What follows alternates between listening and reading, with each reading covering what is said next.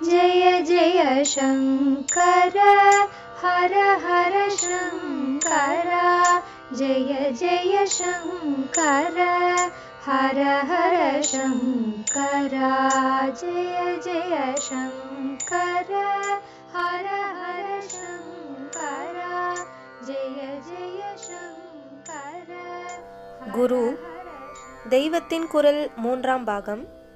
குரு ஆச்சாரியர். அம்பிகை அருளும் தீட்சைகள். அம்பாள்தான் ஞானம். சத் சித் ஆனந்தம் என்று அடிக்கடி கேள்விப்படுகிறோம். அதில் சித் என்கிற பேரறிவான ஞானம் அம்பிகைதான். சைத்தன்ய ரூபிணி என்பார்கள். சிதே கரச ரூபிணி என்று லலிதா சஹஸ்ரநாமத்தில் சொல்லியிருக்கிறது. காளஹஸ்தியில் ஞானாம்பாள் என்றே அவள் பிரகாசித்துக் கொண்டிருக்கிறாள். அம்பாள்தான் குரு ரூபத்தில் வருபவள் என்று பெரியவர்கள் அனுபவத்தில் சொல்லியிருக்கிறார்கள். காளிதாசன் நவரத்ன மாலிகாவில் தேசிக ரூபேண தர்ச்சிதாபியுதயாம் என்கிறார். அம்பாள் தன்னுடைய காருண்ய விலாசத்தை குரு ஸ்வரூபமாக வந்தே காட்டுகிறவள் என்று அர்த்தம். தேசிக என்பதும் குரு ஆச்சாரிய என்பவை போல நம்மை நல்ல வழிக்கு நடத்தி கொண்டு போகிறவரை குறிக்கும் இன்னொரு வார்த்தை. வைஷ்ணவர்களில் வடகலை சம்பிரதாயத்துக்கு மூல புருஷரை வேதாந்த தேசிகர் என்றே சொல்கிறோம். அந்த சம்பிரதாயத்தை சேர்ந்தவர்கள் தேசிகர் என்று போடாமல் தேசிகன் என்று இன் போட்டே சொல்வார்கள்.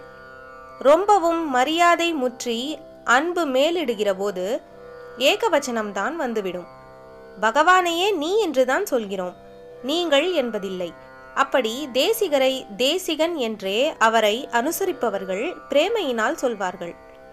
நம் பகவத் பாதாளை அவர் காலத்திலேயே அவருடைய நேர் சிஷ்யரான தோடகாச்சாரியார் ஸ்தோத்திரித்த போது சங்கர தேசிகமே சரணம் என்றே ஒவ்வொரு அடியிலும் முடித்திருக்கிறார். குறிப்பு: ஒரு தேசத்தின் எல்லா இடங்களையும் அறிந்து பிறருக்கு வழிகாட்டுபவருக்கு தேசிகன் என பெயர் என்றும், இதுவே உவமையாகு பெயராக ஒரு சாஸ்திரத்தின் எல்லா நுட்பங்களையும் அறிந்து அம்மார்க்கத்தில் பிறருக்கு வழிகாட்டியாய் இருக்கும் ஆச்சாரியருக்கும் பொருத்தப்பட்டது என்றும் கூறப்படுகிறது. அம்பாள் தேசிக ரூபத்தில் வந்து ஞானம் தருவதாக சொல்லியிருக்கிறது. குறிப்பாக ஸ்பர்ச தீட்சை, நயன தீட்சை, மானச தீட்சை ஆகியவற்றில் ஒவ்வொன்றையும் அவள் ஒவ்வொரு ரூபத்தில் செய்வதாக சொல்வார்கள். இங்கே இன்னொன்று சொல்ல வேண்டும். ஸ்பரிச தீட்சைக்கு குக்குட தீட்சை என்று இன்னொரு பெயர், கோழி தீட்சை என்று அர்த்தம். நயன தீட்சைக்கு மத்ஸ்ய தீட்சை, மீன் தீட்சை என்றும் பெயர். மானச தீட்சைக்கு கமட தீட்சை என்று பெயர். கமடம் என்றால் ஆமை. கோழி, மீன், ஆமை என்று தீட்சைகளை சொல்லுவது வேடிக்கையாய் இருக்கிறது. ஆனால் வேடிக்கைக்குள்ளே தத்வார்த்தம் நிரம்ப இருக்கிறது. ஒரு தீட்சையானது நிஜமான சக்தி வாய்ந்ததாக இருந்தால் சிஷ்யனுக்கு இதுவரை இருந்த அசட்டு வாழ்க்கை அதோடு முடிந்து அவன் பாரமார்த்திகமாக ஒரு புது வாழ்க்கை ஆரம்பித்து விடுவான். அதாவது அது உசந்ததாக புனர்ஜன்மா எடுக்கிற மாதிரியாகும். காயத்ரி தீட்சையானவுடன் இப்படித்தான் ஒருவன் பிராமணனாக இரண்டாம் ஜென்மா எடுக்கிறான் என்றே அர்த்தத்தில் அவனுக்கு த்விஜன் என்றும் இருபிறப்பாளன் என்றும் பெயர் ஏற்பட்டிருக்கிறது. இப்படி தீட்சைக்கு முன்னாலே ஒரு ஜென்மா, அப்புறம் முற்றிலும் வேறான இன்னொரு ஜென்மா என்று சொல்வது அவ்வளவு சரியில்லை என்கிற அபிப்பிராயத்தில் இன்னொரு விதமாகவும் சொல்வதுண்டு. இதன்படி இப்போது ஒருத்தன் எடுத்திருக்கிற ஜென்மாவிலே அவன் அசட்டு அஞ்ஞான ஸ்திதியில் இருந்தாலும் இப்போதும் கூட உள்ளுக்குள்ளே பிரம்மத்தோடு பேதமில்லாத ஆத்மாவாகத்தான் இருக்கிறான். ஆனால் இப்போது இது இவனுக்கு தெரியாமல் ஒரு கருவை அது முட்டையாய் இருக்கும் போதே ஓடு மறைக்கிறது போல அஞ்ஞான ஓடு மூடி மறைத்திருக்கிறது. குரு என்பவர் தீட்சை என்பதன் மூலம் தாய் பறவை முட்டையை அடைக்காத்து குஞ்சு பொரிப்பது போல இவனுடைய அஞ்ஞான ஓடு பிளந்து இவன் தன் சத்திய நிலையை உணர்ந்து பக்ஷியாக பிறக்க செய்கிறார் என்பார்கள். அதாவது இரண்டு வெவ்வேறு ஜன்மாக்கள் இல்லை. தீட்சைக்கு முன்னே முட்டை கரு போல முடங்கி கிடந்த நிலை, அதற்கு பிற்பாடு அதுவே சுதந்திரமாக பறக்கும் நிலை. தாய் முட்டையை குஞ்சு பொரிப்பதில் 3 வகை சொல்வார்கள். இங்கேதான் கோழி, மீன், ஆமை மூன்றும் வருகின்றன. தாய்க்கோழி என்ன செய்கிறது? முட்டையின் மேலேயே உட்கார்ந்து, அதாவது அதன் மேல் தன் ஸ்பரிசம் நன்றாக படும்படி அடை காத்து குஞ்சு பொரிக்கிறது. இதுதான் ஸ்பரிச தீட்சை. குரு சிஷ்யனை தொட்டு அவனுடைய அறியாமை ஓட்டை பிளக்க பண்ணுவது. குக்குட தீட்சை என்ற பெயர் இப்போது புரிகிறதல்லவா? மீன் ஜலத்துக்குள் முட்டை போடுகிறது. பிரவாகத்தில் மீன் ஒரு இடமாக நிற்காமல் சஞ்சாரம் செய்து கொண்டே இருக்கும். முட்டையும் ஓடுகிற ஜலத்தில் ஒரு இடத்தில் நிற்காமல் மிதந்து கொண்டே இருக்கும். தாய் மீன் முட்டையின் மேலே உட்கார்ந்து குஞ்சு பொரிப்பதில்லை. பின்னே என்ன செய்கிறது? இதை பற்றி பயாலஜி, ஜுவாலஜியில் என்ன சொல்வார்களோ நம் சாஸ்திரங்களும் காவியங்களும் ஒரு மரபாக சொல்லி வருவதை நானும் ஒப்பிக்கிறேன். தாய் மீன் என்ன செய்யும் என்றால், முட்டையை தன் கண்ணால் தீக்ஷண்யமாக பார்க்குமாம். உடனே முட்டையை உடைத்து கொண்டு மீன் குஞ்சு வெளியில் வந்து விடுமாம். குரு கடாட்சம் செய்கிற நயன தீட்சையை மத்ஸ்ய தீட்சை என்பது இதனால்தான். கமட தீட்சை, அதாவது ஆமை தீட்சை என்றேனே, அது என்ன? ஜலத்திலே இருந்து தாய் ஆமை கரைக்கு வந்து முட்டையிட்டுவிட்டு அப்புறம் ஜலத்துக்குள்ளேயே எங்கேயோ போய்விடுமாம். முட்டை ஒரு இடத்தில் கிடக்க தாயோ எங்கேயோ போயிருக்குமாம். ஆனாலும் அது முட்டை குஞ்சு ரூபமாக நல்லபடி பொரிய வேண்டுமே என்ற சிந்தனையாகவே இருக்குமாம். அதனுடைய அந்த தீவிர நினைப்பின் சக்தியிலேயே இங்கே முட்டை வெடித்து குஞ்சு வெளியே வந்துவிடுமாம். இதுதான் குரு செய்கிற மானச அல்லது கமட தீட்சை. அம்பாள் இந்த 3 தீட்சைகளை அளிப்பது எப்படி? அம்பாளுக்கு கண்ணழகை, கட்டாட்ச விசேஷத்தை வைத்து 3 பிரசித்த க்ஷேத்திரங்களில் 3 விதமான ரூபங்கள் இருக்கின்றன. காமாட்சி, மீனாட்சி, விசாலாட்சி என்னும் ரூபங்கள். காஞ்சிபுரத்தில் காமாட்சியாகவும், மதுரையில் மீனாட்சியாகவும், காசியில் விசாலாட்சியாகவும் இருக்கிறாள். 3லும் கண்ணழகு, கட்டாட்ச விசேஷம் என்று சொன்னாலும் 3லுமே நயன தீட்சை தருகிறாள் என்று சொல்வதில்லை. மீன்தானே நயன தீட்சைக்கு சொன்னது. மீனாட்சி என்ற பெயரிலேயே மீன் இருக்கிறதே. இதனால் அவளைத்தான் கட்டாட்சத்தாலேயே ஞான தீட்சை தந்துவிடும் குருவாக சொல்லியிருக்கிறது. இது மத்ஸ்ய தீட்சை. காமாட்சி பக்தனை ஸ்பரிசித்து அவன் தலையிலே பாதத்தை வைத்து ஞானியாக்கி விடுபவள். சௌந்தர்யலஹரி ஸ்தோத்திரிக்கிற மூர்த்தி காமாட்சிதான். கரும்பு, வில், புஷ்பபானம், பாச அங்குசத்தோடு சதுர்புஜையாக இருக்கிற மூர்த்தி.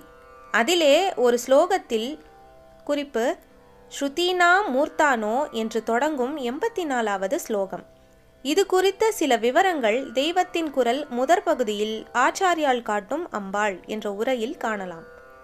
ஆச்சாரியால் அம்பாளிடம் வேதங்கள், உபனிஷத்து என்கிற தங்களுடைய சிரசிலே தாங்கிக் கொண்டிருக்கிறவையான உன்னுடைய திருவடிகளை என் தலையில் கூட தயையினால் வையம்மா என்று பிரார்த்திக்கிறார்.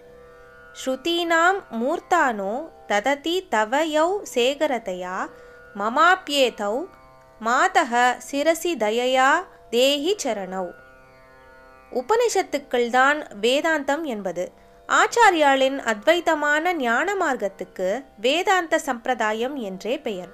அதனால் இங்கே ஆச்சாரியாள் ஞான குரு ரூபிணியாகவே அம்பாளை பாவித்து திருவடி தீட்சை வேண்டுகிறார் என்று ஆகிறது. அதற்கு காமாட்சியிடம் ஸ்பர்சமான குக்குட தீட்சை கேட்டிருக்கிறார்.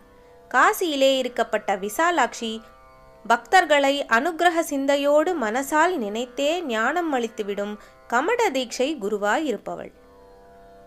ஒரே நிறைவுக்கு பல மார்க்கங்கள். இப்படி தீட்சையில் பலவிதம்.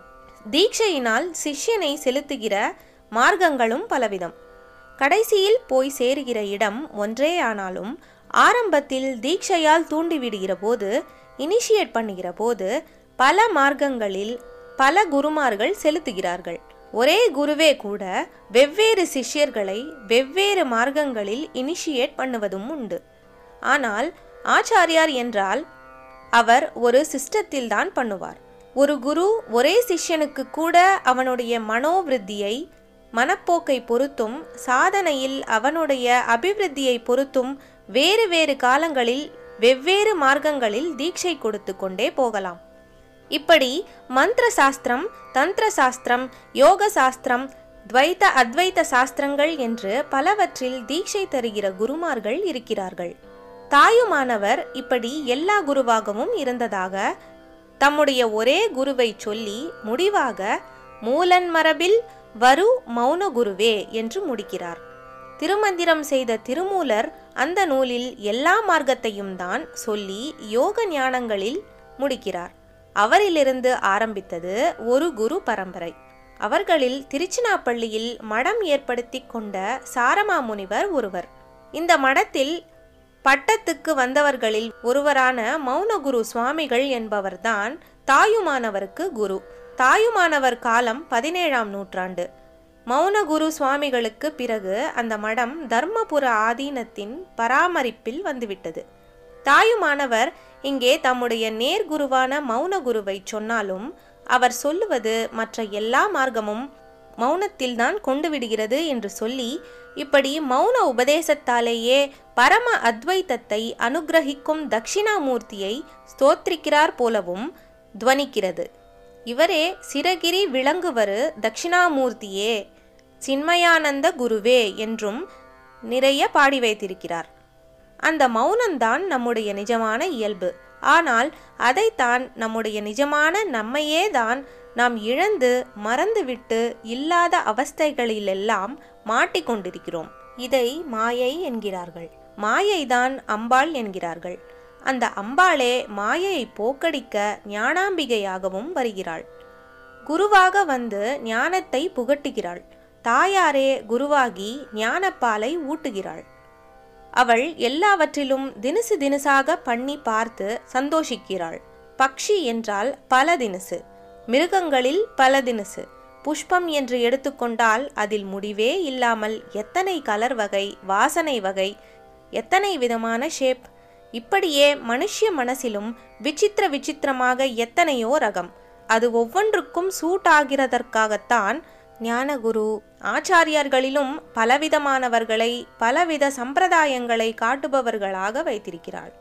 எத்தனை பேச்சு, வாதம், எழுத்து, கிரியைகள் உண்டோ அத்தனையும் உள்ள குருவிலிருந்து மௌன குரு வரையில் பல வகையாக காட்டுகிறாள். ஆனால் உள்ளே இத்தனை பேரும் ஒரே குருத்துவத்தை தான் உடையவர்களாக இருப்பார்கள். சத்தியம் ஒன்றாகத்தானே இருக்க முடியும். ஜெய ஜெய சங்கர, ஹரஹர சங்கர, மகாபெரியவா சரணம்.